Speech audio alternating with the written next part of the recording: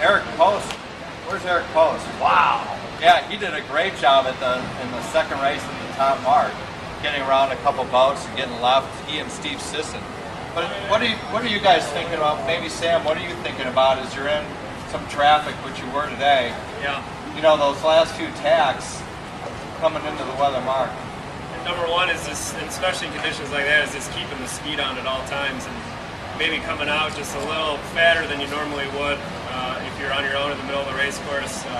But again, yeah, just keeping the speed on at all times, having the sails trimmed perfectly for your angle coming out of those tacks. And clear air, we had a really good job on the last race where we got out to the starboard ley line and we, instead of just tacking right on the ley line, we just overstood a little bit, let a couple boats kind of come underneath us.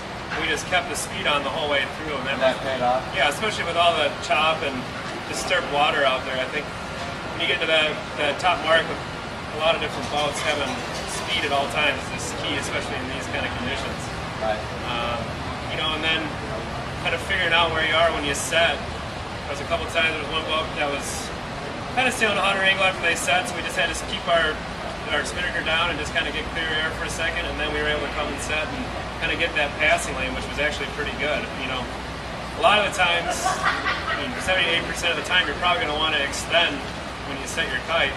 So having that, being able to sail that clean lane is pretty important, and we did a good job of that tonight. Yeah, so setting up high and being able to set high, and then even if you're setting, 5 to 10 seconds later than everybody else around you, you don't seem to really lose all that much by just sailing a couple extra boat lengths high, setting, and then coming down with the rest of the group. Because then now you're in the passing lane.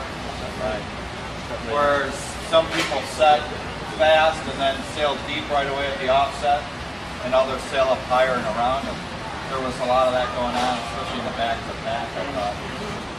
It seems like in this regatta and the one in December too, it seems like a lot of times when I'm coming around, I'm right on somebody's transom. Right. I mean, really right on somebody's transom. So to be a little high of them and be able to get kind of around them before we set is really paid off for us. So holding on the set and then having a clear lane, the passing lane, and being able to get around it. Good. Jeff, what are you guys looking at on the set as your coach weather mark? Well, it's real light air. It's real easy to get too deep, like you're saying, and the boat sits flat, and that's not fast. You want to keep it going and keep that angle of heel the whole time. When it's set, you might have to do a little dip to get the boat underneath the spinnakers, and it's you want to keep going fast all the time to keep the bow up. We're usually pretty good about keeping bow up and keep that passing lane, like you say. Yeah. It's a fine angle if you're figuring out where that is, and it's hunting a little bit for it. Seeing how the chute fills and how it's trimmed right away is where I put the bow. And angle and heel. Angle heels, it's all, I'm just playing angle heel the whole time. Right. And that's fast. If you get too flat, well, you just take all the energy out of the boat. Right. How about downwind setup today? Maybe Harry or Wally could talk about that angle and trim and some of the things that you saw or felt to make your boat go fast downhill. I mean, we focus on keeping our weight forward and low. A little bit of lured heel because you always sail with pressure, parent wind forward. You can never really get the DDW mode. Maybe a little bit of that fast race at times, but it wasn't very often that you could have enough pressure to sail deep. So we were always, a lot of communication with the trimmer and the driver to keep it feeling good, keep feeling pressure in the kite. I don't think too much yield is good because maybe more when it's surface or over yield. I agree. From what I saw on the power boat, the boats that were flatter were in the front down. Well, they were in the front uphill, but downhill they seem to have the best maneuverability. Having their boats a little bit flatter when there was pressure seemed to be better. And we saw that in the practice races yesterday too. In the real light stuff, it might be. In the ghosty stuff, it might be okay to do a little more, but the boats flatter. I'd say in general, upwind and downwind, the lead boats in both races were generally a little flatter than the boats in the back. That was one observation I had. Wally, how about you for downwind? Again, these boats are, they sail on their own apparent wind, a lot of their own apparent wind. And our whole goal on the top mark and out of jaws is to try to get it ramped up as quick as possible. So we'll come out pretty hot out of the jibe just so that when it's all pressured out, we'll slowly rock it flat. And then it's a matter of Justin talking to Eric about pressure. It's usually about 90 apparent these guys are sailing around. But their communication's been great. But it seems like if you don't get the boat going initially, it takes a long, long time to get it sailing well. But if you get that parent attached early, you can start sailing well fast. There's one thing that you really focus on. What is it? Today, a lot of it's weighted reason, so it's a little different, but I don't know, degrees, it's not that much. You probably have a better view off the boat than I have, but and the breeze, the more the breeze, even flatter I go. So as long as the boat feels free in the tiller, that's what I'm looking for in bigger breeze. And this stuff, it's a little more finesse and weight balance.